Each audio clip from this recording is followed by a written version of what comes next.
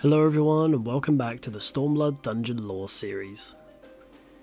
In these videos I'll do my best to explain the lore behind each dungeon of Final Fantasy XIV and go over some things about them that you might not know. Today's dungeon is the drowned city of Skalla. During the 5th Astral Era, before the devastation of the War of the Magi, the fledgling nation of Skalla thrived in their own kingdom within Garabania. The difference with their civilization, however, is that they built their own stronghold within the great ravines of salt and rock far beneath the surface of the area. The castle-like structure with its natural defences, however, could not survive the coming storm, and eventually fell to war, either that of the Magi or others. It since stood uninhabited, and with the 6th Umbral Calamity, the tide reached the ravines they called home, completely flooding the area and waterlogging the entire civilization. The area the ruins now inhabit became Loch-Seld, with the region becoming known as the Lochs. Over the next 1,000 or more years, those fleeing the flood would also reach the Lochs, inhabiting the area around them and eventually forming the city-state of Alamigo, unknowingly atop the ruins of the old Skalla. Their existence was not lost at all, however, with one of the few knowing being Theodoric, King of Ruin. At the time, the king was becoming paranoid and fearful over those coveting his throne, and many were slain or banished to prevent an uprising against him. Their wealth was stripped from them and hidden deep within the passageways of the Skalla ruins. Some, however, were unluckier still, with rumours spreading that thaumaturges at the time cast experimental and twisted magic on some of those with ties to the throne, transforming them into hideous abominations, and trapping them too within the ruins to guard the bloody gold from the would-be treasure hunters. In current times, the Alamigan Resistance and the Warrior of Light are all still busy after freeing Alamigo from the Garleans, and the Warrior of Light meets with Lys to check up on the state of things. We learn that the Alamegans are struggling to find an ideal solution to leadership, as the monarchy petered out after Theodoric, and many are sick of kings. But for now, they feel as though relying on the Alliance may be the best move for the time being. After this, Arenvold approaches us and asks if the Warrior of Light may be interested in a good old adventure for a change, bringing Alphinaud into the picture and explaining his thought process. He tells of the Mad King's brutality, once again about the Fist of Rauga and the slaughter of his people, but goes on to mention of the hoard that he was rumoured to have kept from those he slew, known as the Mad King's Trove. Although many searched the palace following Theodoric's fall, none seem to have found such a mass of wealth, and so Arenvold wishes to continue the tale to his own end. We split up from the others to divide our efforts in asking about the Trove, with the Warrior of Light visiting the Alamigan court to question those who might have been in service to the king at the time. Although many wish not to speak on such a topic, an old Rogadin points us towards Ernold, a man who was once the king's scribe, and he tells us of the curse placed upon those unluckiest of the royal family, the one that transformed them into hideous creatures and cast them deep below the palace to gods know where. Reconvening with the others, we determine that Ernold may have been telling the truth due to the fear with which he spoke the words, and Arenvold reveals after some pressure that the reason he wishes to find the Trove is to help alleviate the suffering of those poorer peoples within Alamigo. Spurred on by his true and noble purpose, Alphinaud brings us to the shore of Loch-Seld and begins to explain his theory. He goes on to tell his version of Skalla, and how the Great Lakes here used to be dry ravines which once held the bustling civilization during the 5th Astral Era.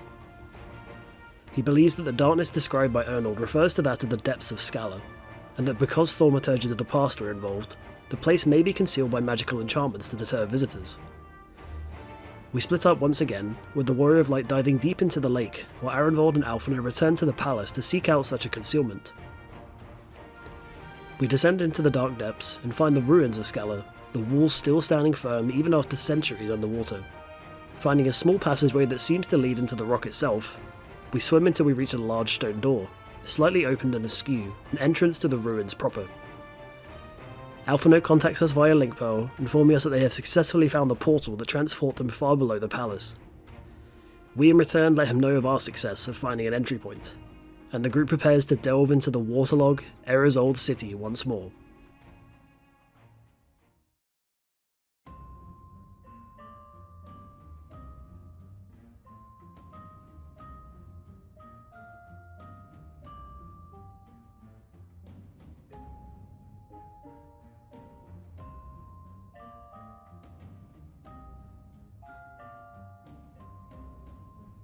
The path leading through the city seems as though it was once completely flooded, but much of the water is drained, although a damp feeling still remains. The walls are dotted with coral and water plants, and the enemies found in this first area are those clearly at home in water and mud. We head up the stairs and defeat the Nanka there, eventually reaching a large wall of fish-like eggs. They burst on approach and come forth as the larvae of the sea swallow, small manta-like creatures that attack the party. As we proceed down the corridor, more of the smaller pods also spawn one of these creatures, and we spot their mother patrolling amongst them, attacking us on sight along with its babies. Along the wall here we can see many crystalline formations, likely to be salt thanks to the nature of the rocks in the ravine outside, formed huge and bright against the cliff face. After defeating the sea swallow, we reach the green screams, where an eerie-looking aquatic horse known as the Kelpie awaits. The creature seems to have an unnatural affinity for controlling the waters around itself, raising the waters around the edge of the platform to jet dangerously and damage any that come into contact with them. After a time, the Kelpie jumps to the end of the arena and performs a dangerous ability known as the Hydro Pull. This watery move powerfully pulls the party towards the Kelpie, meaning that if they stand too close they will themselves be pulled into the rushing waters around the edge. After this, the Kelpie calls forth two bloody puddles on top of the group, bringing forth another churning vortex of water.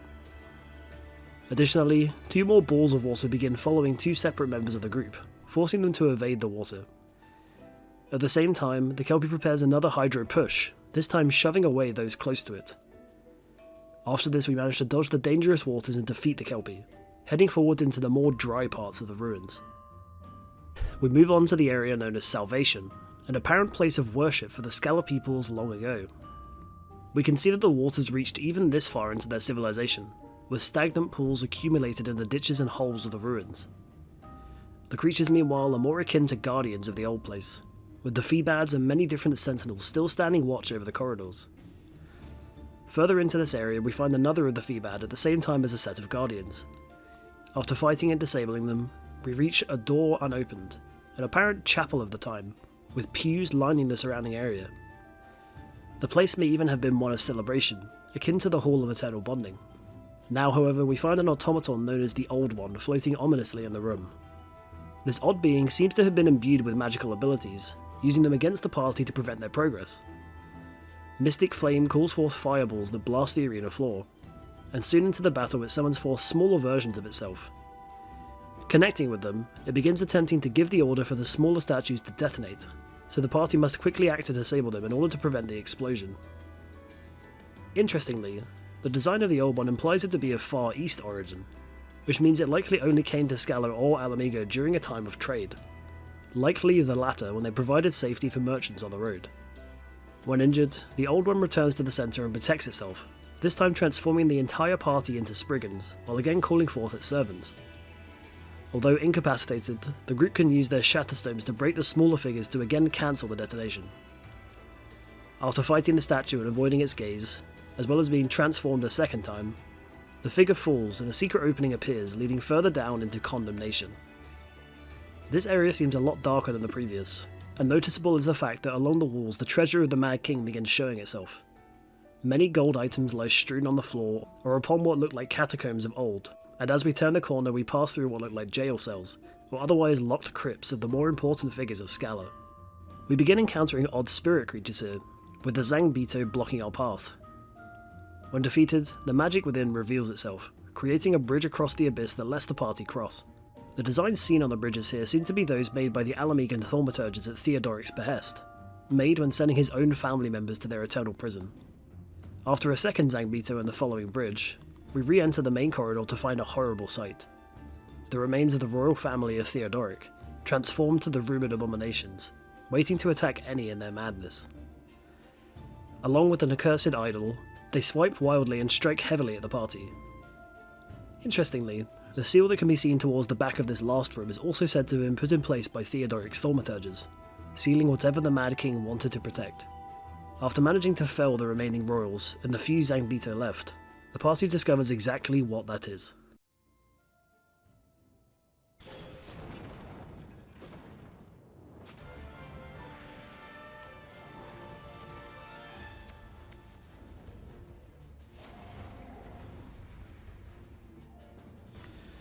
Roderick Poisontongue, once a kind cousin of Theodoric, one who gave him advice and guidance during his time of madness, now stands before us as a chimera-like monster. The creature stands before the great room of treasure left by the king, with even a portrait of him hanging behind the twisted Roderick. The foe we face was once a cousin of Theodoric, who tried his best to help the king even when he seemed insane. Theodoric, predictably, saw his actions as an act of treason and had his thaumaturges change him to this mighty beast, sending him far below to guard his ill-gotten treasures. As a result, Roderick fights with a great ferocity, using his new body to his advantage. He brings back a claw to swipe ahead of him, and also uses his tail to swipe behind himself. He occasionally prepares a larger swipe, forcing the party away as he spins wildly. Due to Roderick being infused with the magics of the past, occasionally some spills forth and aims itself towards the group. Outside of these attacks, the beast uses its fearsome gaze to force the party to break eye contact or be intimidated and confused. Following this, the party must try to avoid the magics coming forth from Roderick, as well as dodging his dangerous tail and claws. Eventually, however, he roars and falters, his beastly form vanishing as we see his original body. This too dissipates, leaving the group with a more solemn feeling than usual.